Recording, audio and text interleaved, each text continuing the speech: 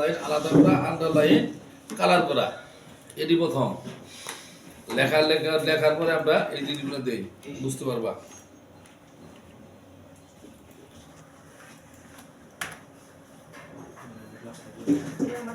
Enter আসলো না, না আসলে কোথায় যেতে হয়? Auto replace text as you type, select enter. Font size কত আছে? 26। স্ট্যান্ডার্ড সাইজ কত? ফন্ট সাইজ স্ট্যান্ডার্ড সাইজ কত? 14। স্ট্যান্ডার্ড 14। 12 হইলো প্রশ্ন লিখা। Colour, font colour, underline, direct underline, আলাদা আলাদা 48। একটা কালার, প্রতিটা আমাদের কালার দেওয়া, ওকে। দেখো হয়ে গেছে। আবার এগুলো আমরা নিব না, সিলেক্ট ফন্ট সাইজ আমরা বাড়াই দিলাম 24। অটোমেটিক আন্ডারলাইন নিব না, না দিয়া ওকে হয়েছে। বিভিন্ন জিনিসের উপরে আমরা কোনো শব্দ ভুল হইলে আমরা এইভাবে সিলেক্ট করে মাঝখানে দাগ দেই, সেটা বলে স্টেক থ্রু। এই লেখা আছে স্টেক থ্রু, পেটের মধ্যে দাগ, ডাবল স্টেক থ্রু, দুইটা দাগ দিয়ে ওকে। দেখো ভুল জেনে আমরা। আর যদি এটা যদি আমরা আউট যদি করতে চাই তাহলে টিকটা শুধু তুলে দিব। আমরা অনেক জিনিসের উপরে স্কয়ার কি স্কয়ার লিখি, এর উপরে square select two, select font. এই লেখা আছে সাবটেক্সট, সাব মানে উপরে, সুপার মানে নিচে।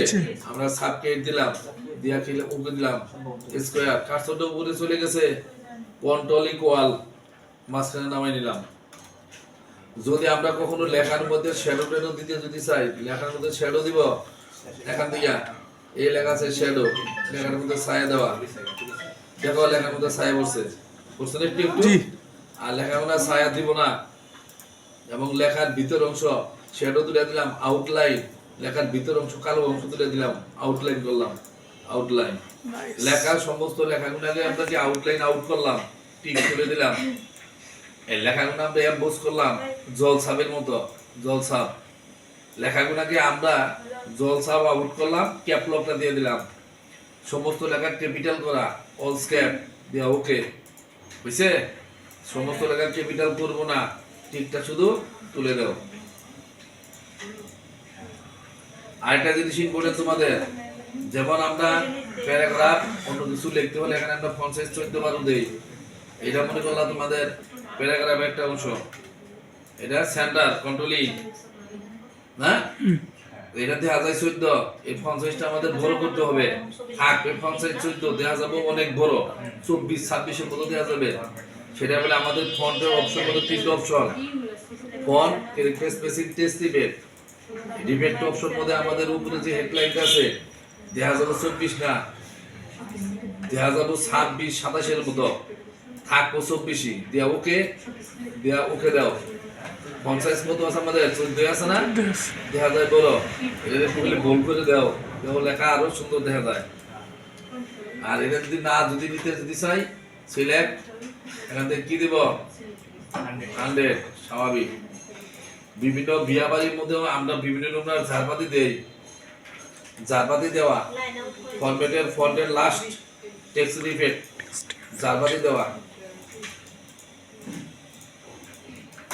দেওয়া ওকে।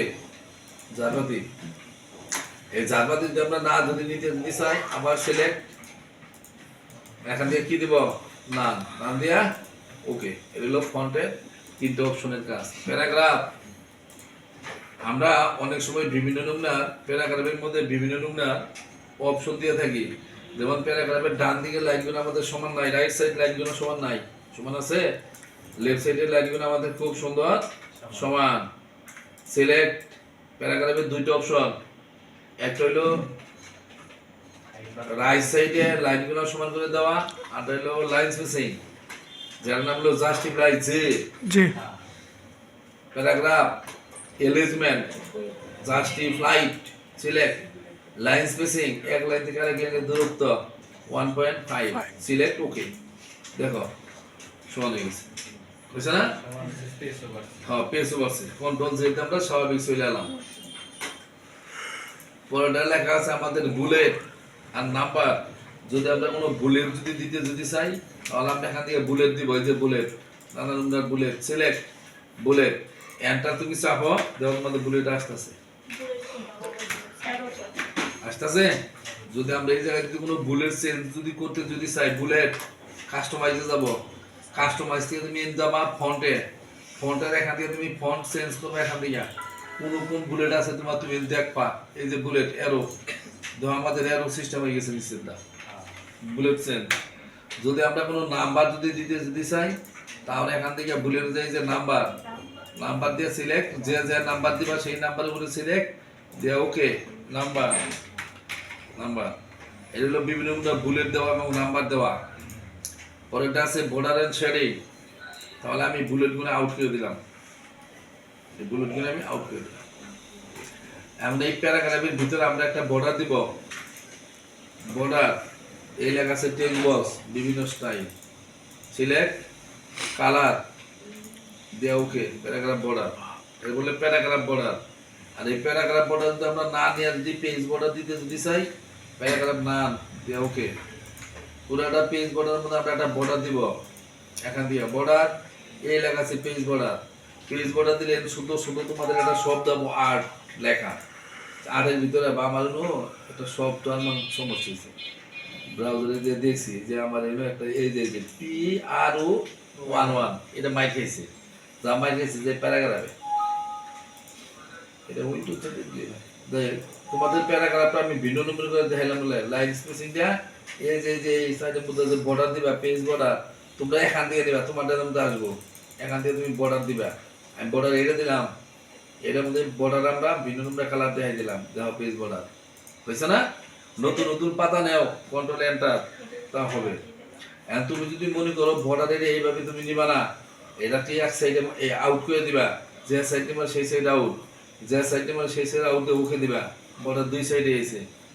আর পুরো বর্ডারটা যদি আমরা না যদি দিতে যদি চাই তাহলে আমরা এখানে কি দিব না, আর এর যদি একটু শ্যাডো দিবা চাও শ্যাডো তুমি এখানে দিতে পারবা, শ্যাডো শ্যাডো এখান দিয়ে এই যে লেখা আছে বর্ডার, এই যে শ্যাডো, এই যে 3D এই লেখা আছে কাস্টম, শ্যাডোর উপরে যাবা না, শ্যাডোর উপরে যাবা না, নিবাছিলে না, শ্যাডো তুমি দিছো ঠিক আছে, এখন তুমি প্রিন্টের ভিতরে শু করে দেখো তোমার সঠিক আছে কিনা, কাজ সঠিক আছে, বিনিময়ের বর্ডার। আর তুমি যদি মনে করো এই বর্ডার আমরা বানাবো তাহলে বানাতে এখানে নাম দিয়ে আউট করে দেওয়া হবে বর্ডার, এন্ড বর্ডার আমরা বানাই মানে দেখাম তোমাদের, লক্ষ্য করে বর্ডার বানাইতেছি। এন্ড পেজের মধ্যে বর্ডার বানাইতে হলে আমাদের ড্রয়িং প্যাডের সাহায্য নিতে হবে, এখান থেকে একটা এক টোন গোল নিবা, এক টোন গোল নেওয়ার পর তুমি এইভাবে সিলেক্ট করবা, এটাকে বর্ডার বানাবো, এটার ভিতরে ডাবল ক্লিক করবা, এই যে লেখা আছে উইথ, উইথটা বাড়াই দেবা, এটা কত বাড়াইতেছে আমি জানি না, যা যা যতটুকু দেবে ততটুকু নিয়ে নেবা, সিলেক্ট। এরকম তো বর্ডারের মধ্যে আমরা একটা পেট্রোলিক লাইন দেবো, এই লাইনটা দিয়ে দিলাম, ওকে ওকে। বর্ডারটা নিবা তোমাদের মেসেজের রুট ডিমান্ড করবে, ধন্যবাদ। মেসেজের রুট ডিমান্ড করবে, লেখাগুলো দেখা যায় না, লেখাগুলো দেখার জন্য ভাষায় দেওয়ার জন্য রাইট টু দাম অর্ডার সেন্ড মি লেখা পাইছে, পিন প্রিভিউ শু কন্ট্রোল F2 হইছে বর্ডার।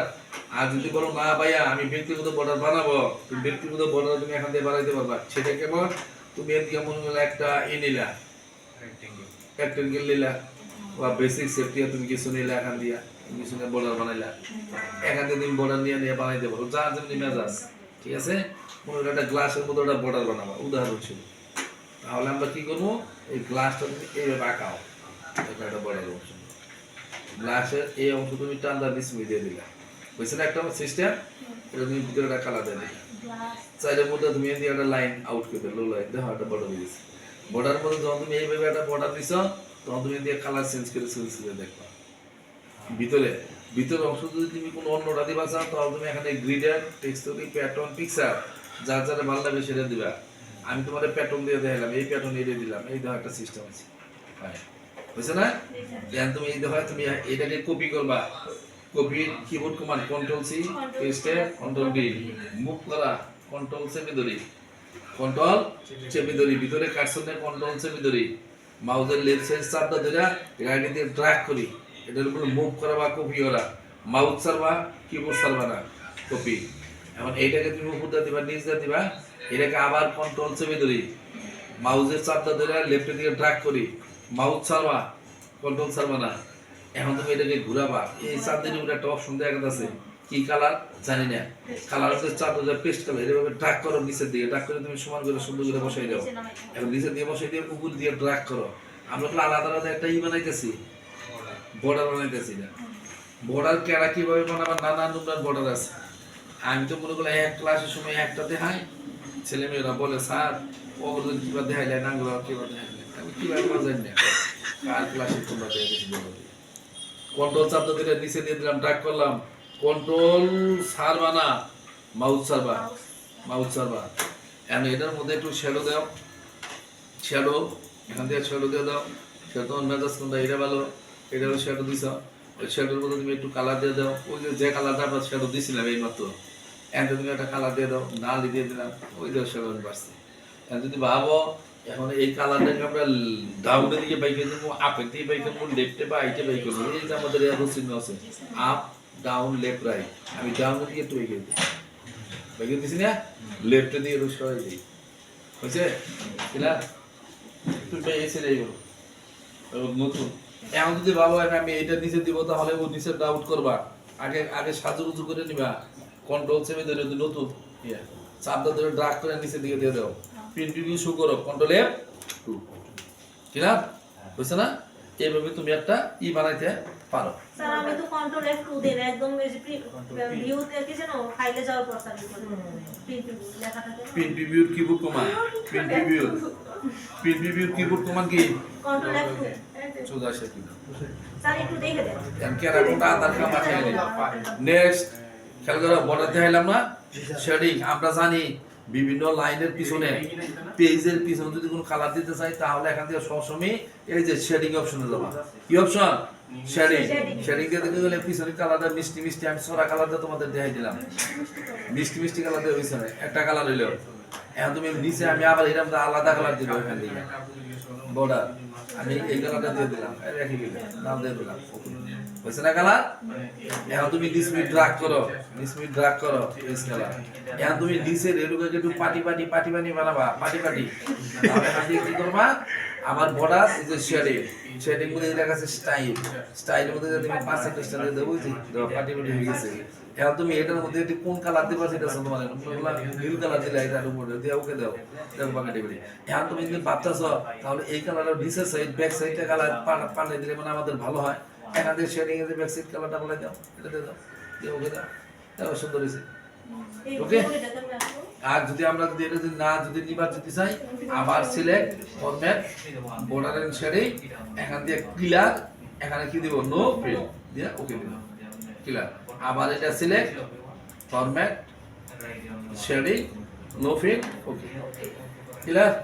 নেক্সট ক্লাস লেখা আছে কলাম, পেজের ভিতরে আমরা কলাম করব, কলাম কলাম তিন কলামের অধিক যদি আমরা কখনো কলাম নিতে যদি চাই, তিন কলামের অধিক যদি কখনো আমরা নিতে যদি চাই, তাহলে এখানে নাম্বার অফ কলাম দিতে পারবো, মাত্র 3 কলাম আছে, 4টা বানাবো 5টা বানাবো তুমি নিচে দিয়ে দিবা। আর যদি তুমি যদি মনে করো না কলাম আমি 2 বানাবো, 2 দিয়ে ওকে দিবা, আর মাঝখানে দিয়ে দাগ দিবা, যাও সেটা বলে লাইন বিটুইন দিয়ে ওকে মাঝখানে দাগ। এখন তুমি এইভাবে সিলেক্ট করে কন্ট্রোল ভি দিয়ে ছেড়ে দিলাম, বুঝছে? জি হ্যাঁ, এটা কলাম, এর মাঝখানে দাগ আছে না না আছে সেটা প্রিন্ট দিয়ে শুরু করে দাও, দেখো মাঝখানে দাগ আছে। আর যদি আমরা এই কলাম যদি না যদি নিতে যদি চাই, তাহলে কলামে যাব, কি দিব এখান থেকে 1 কলাম দিয়ে ওকে, কলাম চলে গেছে।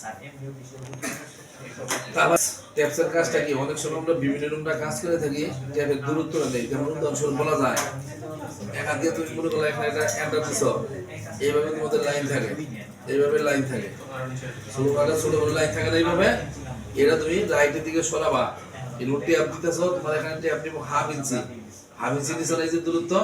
এখন তুমি যদি মনে করো না ট্যাপের দূরত্বটা বাড়াবো, সেই ট্যাপের দূরত্ব হলো ট্যাপস, ট্যাপসের দূরত্ব আমরা কয় ইঞ্চি নিব, কত আছে ডিফল্ট ট্যাপ স্টপ কত আছে, হাফ ইঞ্চি আছে, এখানে মারা দিলাম 1 ইঞ্চি দিলাম দিয়ে আমরা ওকে দিলাম, ট্যাপ দাও, দেখো এর থেকে ট্যাপ আমাদের 1 ইঞ্চি দিব। দিতেছে? হ্যাঁ, এটা দূরত্ব নেওয়া। তাহলে আজকে আমাদের ক্লাস কোন পর্যন্ত গেল? ট্যাপস ক্লিয়ার? জি ওকে।